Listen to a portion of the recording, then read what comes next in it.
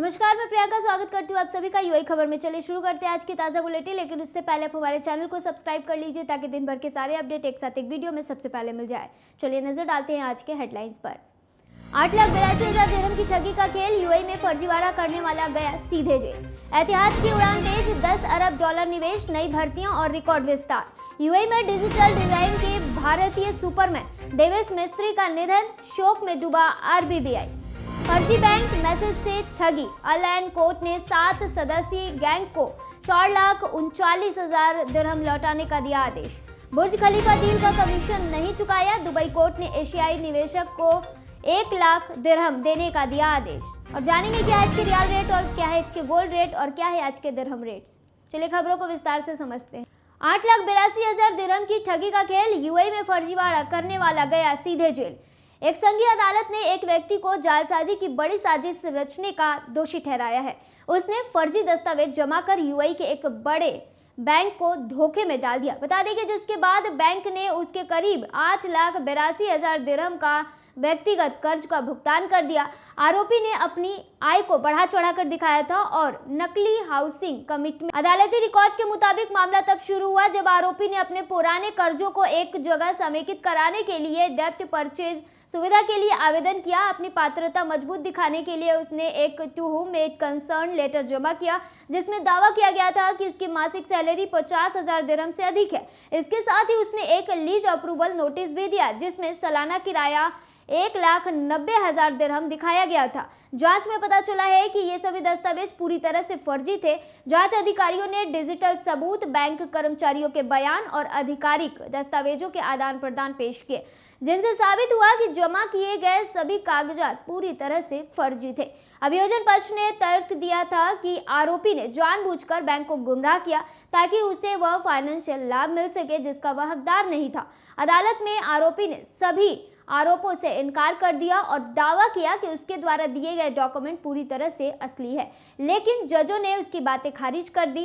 अदालत ने कहा कि अभियोजन पक्ष ने ठोस और निर्णायक सबूत पेश किए हैं, जिनसे साबित होता है कि आरोपी ने जानबूझकर जालसाजी की और बैंक को धोखा देने की कोशिश की।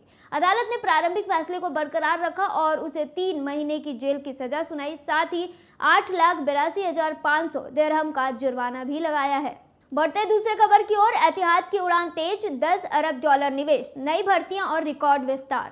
एतिहाद एयरवेज आने वाले 5 साल में नए विमानों पर 10 अरब डॉलर का निवेश करने की योजना बना रहा है। बता दें कि कंपनी हर साल करीब 2,500 नए कर्मचारियों की भर्ती भी जारी रखेगा। ये बता दें कि एतिहाद के सीईओ एंटो नोएल्डो निवेश ने अबू धाबी फाइनेंस वीक में एक पैनल चर्चा के दौरान कहा कि सिर्फ 3 साल में हमने एयरलाइन का आकार दोगुना कर लिया है। हाल ही में 31 नए डेस्टिनेशन की घोषणा की है।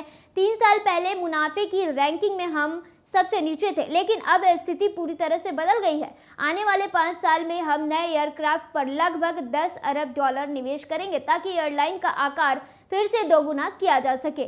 हमारी कैश फ्लो भी अब काफ़ी मजबूत हो रही है। एतिहाद एयरवेज की यह योजना बताती है कि कंपनी तेजी से विस्तार कर रही है और आने वाले वर्षों में वैश्विक एविएशन सेक्टर में अपनी स्थिति और मजबूत करना चाहती है।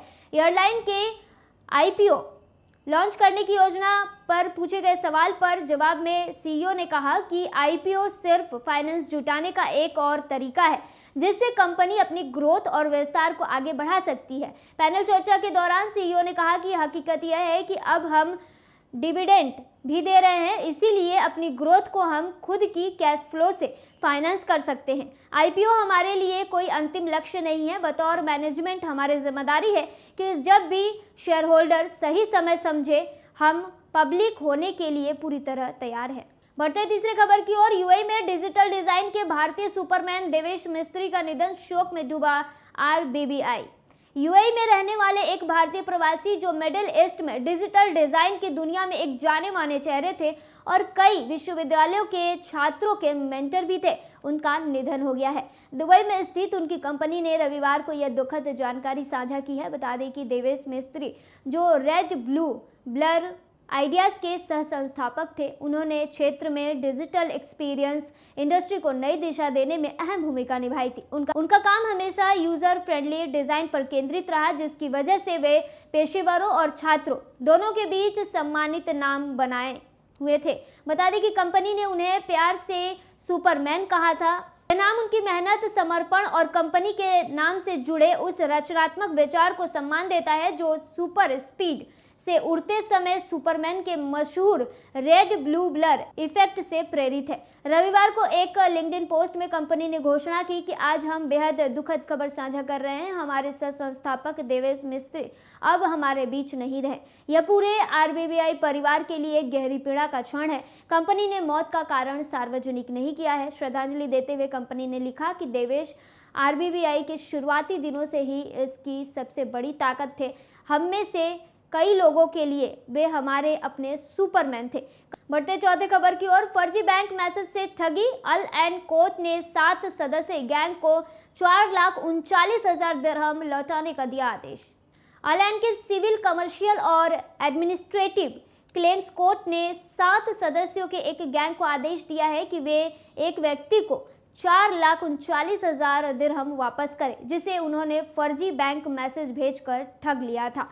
गैंग ने यह रकम धोखे से अपने खातों में ट्रांसफर करा ली थी। कोर्ट ने पीड़ित को हुए नुकसान की भरपाई के लिए अतिरिक्त 30,000 दिरहम मुआवजे के रूप में भी देने का आदेश दिया है। मामले के दस्तावेजों के अनुसार बता दें कि पीड़ित ने अदालत में याचिका दायर कर मांग की थी कि आरोपियों को चोरी की गई रकम लौटाने के लिए संयुक्त रूप से जिम्मेदार ठहराया जाए, साथ ही कानूनी ब्याज भी दिलाया जाए। इसके अलावा उसने भावनात्मक और मानसिक नुकसान के लिए 50,000 दिरहम के मुआवजे की भी मांग की थी। यह जानकारी इमारात अल यूम की रिपोर्ट में दी गई है। बता दें कि पीड़ित ने बताया था कि आरोपियों और उनके साथियों ने उसे एक फर्जी टेक्स्ट मैसेज भेजकर यह विश्वास दिलाया था कि उसे अपना बैंक खाता तुरंत अपडेट करना जरूरी है। इसके बाद एक कॉल आया, जिसके बाद कॉल करने वाले ने खुद को बैंक कर्मचारी बताकर उसकी गोपनीय जानकारी हासिल कर ली। आपराधिक मामले में आरोपियों को पहले ही गैरहाजिरी में दोषी ठहराया जा चुका था और उन्हें जेल तथा देश से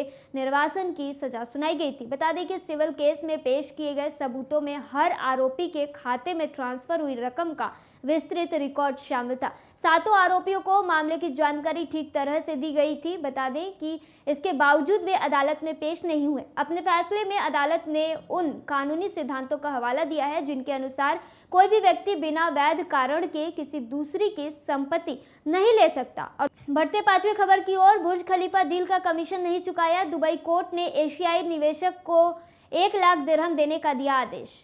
दुबई रियल एस्टेट कोर्ट ने एक एशियाई निवेशक को आदेश दिया है कि वह रियल एस्टेट ब्रोकरेज कंपनी को 1 लाख दिरहम का कमीशन चुकाए। निवेशक ने बुर्ज खलीफा में एक आवासीय यूनिट दिलाने के लिए तय की गई कमीशन राशि का भुगतान नहीं किया था।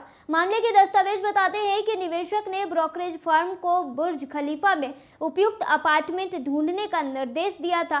कंपनी ने अपार्टमेंट के विजिट की व्यवस्था की। निवेशक ने रुचि दिखाई और 6,50,000 दिरहम की 1 साल की लीज पर हस्ताक्षर भी कर दिए, लेकिन बाद में उसने तय किया कि कमीशन देने से इनकार कर दिया। ब्रोकरेज कंपनी ने सबूत के तौर पर व्हाट्सएप मैसेज, ईमेल, इनवॉइस और एक लीगल नोटिस अदालत में पेश किया। अल खलीज अरबी डेली के अनुसार बता दें कि अदालत ने पहले एक विशेषज्ञ नियुक्त किया, जिसके बाद एक पैनल बनाया जिसमें रियल एस्टेट विशेषज्ञ और आईटी विशेषज्ञ शामिल थे। तकनीकी विशेषज्ञ ने पुष्टि की है कि पेश किए गए मैसेज असली थे और उनमें साफ दिख रहा था कि निवेशक ने बुर्ज खलीफा में अपार्टमेंट की मांग की थी। उसे पहले ही किराया, डिपॉजिट और 1,10,000 दिरहम की ब्रोकरेज फी की जानकारी दे दी गई थी। और जानेंगे क्या है आज के रियाल रेट। आज एक सऊदी रियाल में 24 रुपया है, जो पिछले दिन 23.98 था। वहीं एक सऊदी रियाल में 38.31 नेपाली रुपये है, जो पिछले दिन 38.32 नेपाली रुपये था। वहीं एक सऊदी रियाल में 32.58 बांग्लादेशी टका है, जो पिछले दिन 32.67 बांग्लादेशी टका था। वहीं एक सऊदी रियाल में 74.70 पाकिस्तानी करेंसी है, जो पिछले दिन 74.77 पाकिस्तानी करेंसी था। वहीं एक सऊदी रियाल में 23.94 भूटानी करेंसी है, जो पिछले दिन 23.95 भूटानी करेंसी था।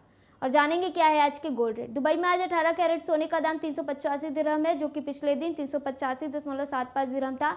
यानी कि आज के गोल्ड रेट 18 कैरेट की भारतीय मुद्रा में बात करें तो 9,444 रुपये के हैं। वहीं 22 कैरेट गोल्ड का दाम 468.25 दिरहम प्रति ग्राम है, जो भारतीय मुद्रा में 11,486 रुपये के होते हैं, जो कि पिछले दिन 468.25 दिरहम प्रति ग्राम था। वहीं दुबई में 24 कैरेट सोने का दाम 505.75 दिरहम है, जो कि पिछले दिन 506.75 दिरहम था। वहीं आज के 24 कैरेट सोने का दाम भारतीय मुद्रा में बात करें तो 12,406 रुपये के हैं। और जानेंगे क्या है आज के दिरहम रेट। आज एक वही दिरहम में 24.55 रुपये है, जो पिछले दिन 24.49 था। वहीं एक वही दिरहम में 39.15 नेपाली रुपये है, जो कि पिछले दिन 39.22 नेपाली रुपये था। वहीं एक वही दिरहम में 33.30 बांग्लादेशी टका है, जो पिछले दिन 33.29 बांग्लादेशी टका था। वहीं एक वही दिरहम में 76.33 पाकिस्तानी करेंसी है, जो पिछले दिन 76.37 पाकिस्तानी करेंसी था। वहीं एक वही दिरहम में 24.47 भूटानी करेंसी है, जो पिछले दिन 24.52 भूटानी करेंसी था। तो ये थी आज की ताज़ा बुलेटिन। ऐसे ताज़ा अपडेट के लिए बने रहिए यूएई खबर पर। धन्यवाद।